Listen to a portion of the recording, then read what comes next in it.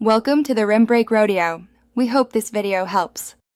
In this video, I will explain how to make Danish food. We'll dive into the heart of Danish culinary traditions, focusing on authentic flavors and techniques. Danish cooking is all about fresh, quality ingredients and a delightful balance of tastes.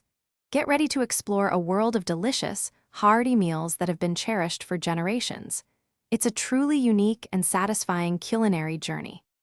To truly master Danish cuisine, you'll need to know the core ingredients. Think hearty pork, versatile potatoes, and dense rye bread, which form the foundation of many dishes. Danes also excel at pickling and smoking, adding incredible depth of flavor. Don't forget fresh herbs like dill and parsley. They bring a vibrant freshness to your cooking. These elements are key to authentic taste. Now, let's talk about some iconic Danish dishes you absolutely must try. Smørrebrød, the famous open-faced sandwich, offers endless creative possibilities with its many toppings.